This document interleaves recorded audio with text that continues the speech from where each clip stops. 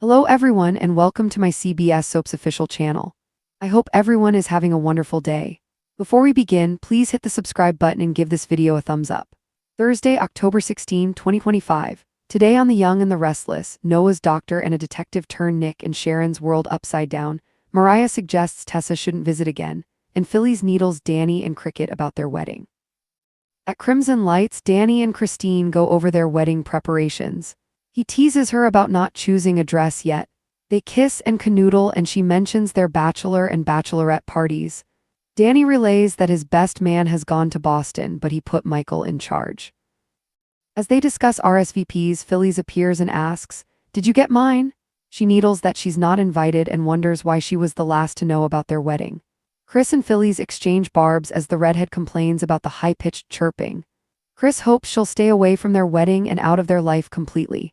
Phillies wouldn't waste her time and can't understand why Danny's doing this again. Danny wants Phillies to let it go. Pulling up a chair, Red says she just hates to see people waste their time on a union that won't last. Chris informs her that this is forever. Phillies is sure Danny will eventually kick her off the tour bus. Christine mocks Phillies for never having a lasting relationship with anyone. Christine tries again to get rid of Phillies, who complains that she came over in good faith, but it's nothing but hostility from her. Danny intervenes when Phillies alludes to Christine's lack of skills in the bedroom. Christine goes on to Phillies that she has no idea how to make sacrifices for a successful romance. The redhead makes faces as Danny and Cricket coo at each other and declare they'll always be there for each other. They're relieved when she finally leaves. In Boston, Tessa paces until Mariah joins her in a room at the clinic. It's revealed that the first 2 times she tried to see her wife, she refused. Tessa tells her she looks beautiful, but Mariah grimaces. Complaining that Mariah hasn't been outside, she wonders how this place is helping. She seems even worse. Mariah refuses to talk, so Tessa pulls out a deck of cards and yammers away about Arya as she deals. As they play Old Maid, Tessa mentions the song she and Daniel wrote together. Mariah thinks they sound good together. Tessa would like her to hear them perform at the wedding. Mariah replies, "I don't think that's going to happen." Tessa's heart is breaking seeing her wife so lost. She's sure this isn't the right place for her, she's taking her home. Mariah explains that this is part of the process, digging deep. She's not leaving until she sees this through. Tessa can't keep doing this. Mariah nods and tells Tessa she probably shouldn't come back and visit her again. Tessa pulls Mariah into a tearful embrace that the redhead reluctantly allows. In Los Angeles, Nick and Sharon are at Noah's bedside, chatting away to his unconscious form and urging him to get better so he can set the world on fire. Nick's phone rings and he puts Victor, Nikki and Victoria on speakerphone so they can call out messages to Noah. Nick updates them that he has a serious head injury and they can't see his face. Just then, a doctor walks in. Sharon asks if their son will survive this. Nick disconnects from his family and the surgeon asks to speak to them outside. After relocating, the doc tells them Noah has swelling on the brain and they want to put him into an induced coma. Sharon wails, "No, this is Cassie all over again." The doctor explains they're trying to avoid irreversible brain damage and seizures. Nick tells him to do whatever it takes to save their son.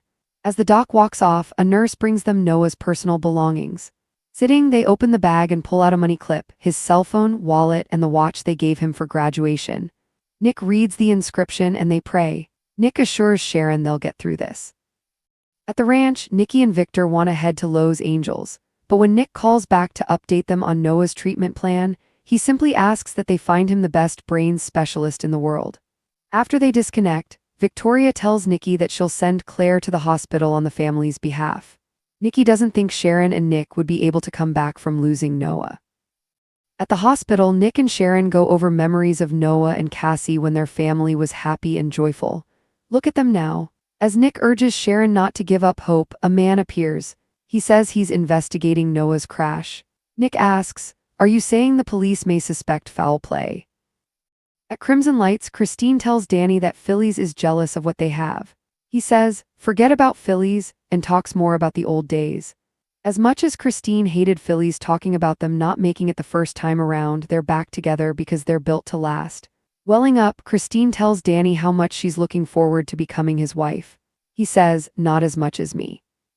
At the clinic in Boston, Mariah pulls away from Tessa and leaves her crying alone in the room. She tears the queen card in two. At the ranch, Victoria tells Nikki that Noah has to make it. She can't bear the idea of going to another funeral for someone she loves. Nikki determines that he will make it. This was all just a horrible accident. In Los Angeles, Detective Burrows tells Sharon and Nick that he spoke to the person who called in the accident and witnessed it. It appears another vehicle may have run Noah off of the road and kept going. Thursday, October 16, 2025. Today on The Young and the Restless, Noah's doctor and a detective turn Nick and Sharon's world upside down. Mariah tells Tessa she shouldn't come back, and Phyllis stirs up tension for Danny and Christine's wedding plans. But as love and loyalty are tested, Genoa City's families face one of the darkest nights they've had in years. The early morning sunlight filters through the window of crimson lights as Christine Blair and Danny Romalotti sit in their favorite corner booth. Papers spread across the table, invitations, RSVP cards, a half-finished checklist, and 2 lattes gone cold. Christine is fretting over details, but Danny just smiles, watching her with amusement. Still no dress, Danny teases softly. What are you waiting for, Mrs. Almost Romalotti, the perfect miracle? Christine grins, pretending to swat him. I just haven't found the one yet. He laughs, funny, I said that for years, then I found you again. They kiss across the table, the sweet familiarity of their love radiating in the quiet hum of the coffeehouse.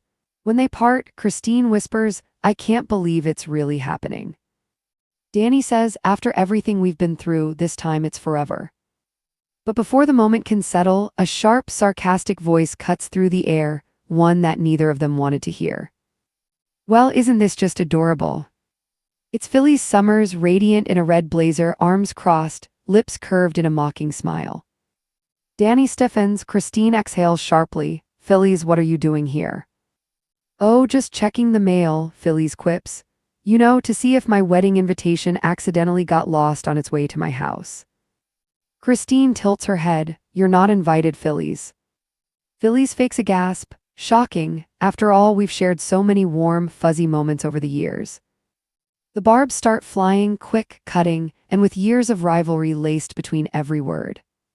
Christine says she wishes Phyllis would just stay out of her life. Phyllis shrugs, plopping herself into a chair uninvited. Why, so you can keep pretending you and Danny are soulmates? Please, he's been down this road before and we both know how that ended. Danny tries to calm her. Phyllis, this isn't the time. Oh, Danny, she purrs, there's never a right time for the truth, is there? Christine's composure wavers as Phyllis accuses her of clinging to fairy tales. You've never been the kind of woman men stay with long-term. Too perfect. Too righteous. Danny's a musician, a free spirit. Do you really think you can keep up? Christine fires back. At least I don't have to lie, cheat, or manipulate to keep someone around. Phyllis' smile falters, but only for a second. Taché. Danny tries again to mediate, but Phyllis won't stop. Just don't say I didn't warn you. This union won't last. It didn't before, and it won't now. Christine rolls her eyes. You should really work on your act, Phyllis. Jealousy doesn't suit you. When Phyllis finally leaves, tossing her hair dramatically, Christine looks at Danny with exasperation. She hasn't changed a bit. Danny squeezes her hand. No, but we have. Meanwhile, hundreds of miles away, Tessa Porter stands outside a quiet clinic room, twisting her wedding ring as she listens to faint music echoing down the sterile hallway. She's been there 3 days now, waiting, begging for just a moment with her wife. Finally, a nurse opens the door and nods. She's ready for you, Miss Porter. Tessa steps inside. Mariah Copeland sits by the window, pale and withdrawn, her eyes distant. She barely looks up. Tessa, she says flatly. I can't believe it, Tessa whispers. They said you didn't want to see me. Mariah shrugs, staring out the window. I wasn't ready. Tessa moves closer, kneeling beside her. You look beautiful, you always do. Mariah's lips twitch but never quite form a smile. Don't lie. I'm not, Tessa insists. But you don't look happy. You haven't been outside in days. This place, it doesn't feel like it's helping. Mariah looks down. It's supposed to help me find myself again, to understand the emptiness. Tessa pulls a deck of cards from her bag and spreads them on the bed. Then let's start small, let's find something to smile about. Mariah sighs but doesn't resist as they start playing Old Maid. For a few fleeting moments, they almost laugh. Tessa talks about Arya and the silly little things their daughter does, like singing gibberish to the cats or insisting on wearing mismatched socks. Then Tessa mentions, Daniel and I finished a new song, I want you to hear it. Mariah freezes, Daniel. Yeah, Daniel, it's a duet, he plays piano, I sing. You sound like a good pair, Mariah interrupts, voice icy. Tessa winces, it's not like that, Mariah. But Mariah just stares ahead, maybe you should sing it at the wedding. What weddings? Christine and Danny, everyone's talking about it, you're going, aren't you? I was hoping we would, Tessa whispers. Mariah shakes her head, I don't think that's going to happen. Tessa's heart cracks, you mean you don't want to come? I can't, I'm not me, Tessa, not yet, maybe not ever. Tessa reaches for her hand, then I'll take you home, we'll work on this together, you don't belong here. Mariah finally looks at her, raw, exhausted, broken. This is part of the process, I have to face my pain, if you really love me, let me do this alone. Tessa's eyes fill with tears, I can't keep walking away from you, Mariah. Mariah squeezes her hand weakly, then don't come back. The silence that follows is deafening. When Tessa finally hugs her, Mariah doesn't resist, but she doesn't hug back either. And when Tessa leaves the room, Mariah sits in the quiet, tears streaking down her face as she rips a playing card in half, the Queen of Hearts. At a private hospital in Los Angeles, Nick Newman and Sharon Rosell sit beside Noah's bed, machines beeping steadily. The sight of their son, still, silent, bruised, is almost too much to bear. Nick leans forward. Hey kiddo, you've got this, you're a Newman, remember, tougher than all of us combined. Sharon strokes Noah's hand. We love you so much, sweetheart, just open your eyes, please. Nick's phone buzzes, Victor, Nikki, and Victoria are on the line, calling from the ranch. He puts them on speaker so they can all talk to Noah. Victor's booming voice fills the room. Son, you fight, do you hear me, you fight. Nikki chimes in, tearful. Your grandfather's right, darling, we're all waiting for you. Sharon can't hold back her sobs. They said he has a serious head injury, they can't even show us his face. Just then, Dr. Lennox, a neurosurgeon, enters. Mr. and Mrs. Newman, we need to speak privately. Outside, the hallway feels colder. Dr. Lennox explains, Noah suffered extensive trauma. We need to induce a coma to reduce brain swelling. Without it, there's a risk of seizures or irreversible damage. Sharon clutches her chest. No, not again, not after Cassie. Nick puts an arm around her. Do whatever it takes, doctor, just save our son. As the doctor walks away, a nurse approaches with a clear plastic bag, Noah's personal items. Sharon's hands shake as she opens it. His phone, his wallet, his graduation watch engraved, Love you always, Mom and Dad. Nick whispers, We'll get through this, Sharon, we have to. She nods faintly, but her eyes never leave the empty bed. In Genoa City, Nikki paces near the fireplace while Victor stares out the window, lost in thought. We should be there, Nikki says. Our grandson needs us. Victor replies, Nick asked us to stay put for now. He wants the best specialist. Victoria enters, holding her phone. I've already sent Claire to the hospital. She'll handle things until we get there. Nikki nods, though her voice trembles. If something happens to Noah, Sharon will never recover. Victor's jaw tightens. He'll survive. No, Newman gives up. Victoria adds quietly, but what if this wasn't an accident? Hours later, Nick and Sharon sit together in Noah's room, exhausted.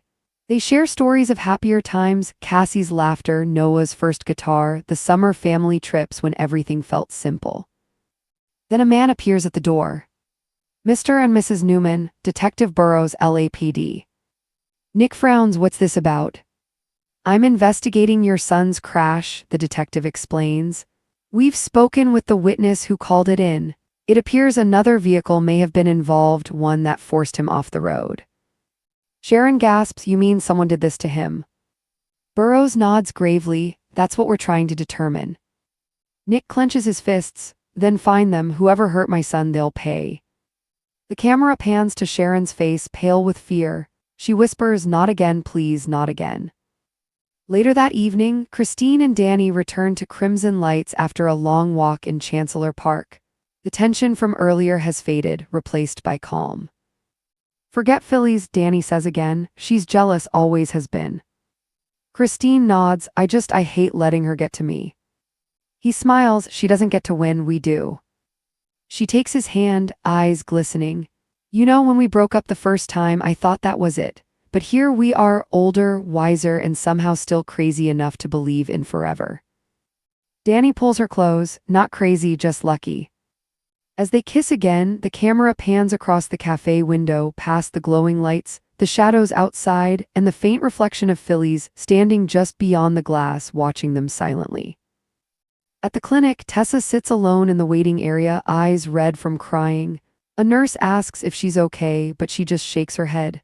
No, I don't think I ever will be. In Mariah's room, the torn Queen of Hearts lies on the floor. Mariah stares at it for a long time before whispering, I'm sorry, Tess. She looks out the window, snow beginning to fall, and for a brief moment she almost smiles, remembering love, laughter, and music. Then her expression hardens.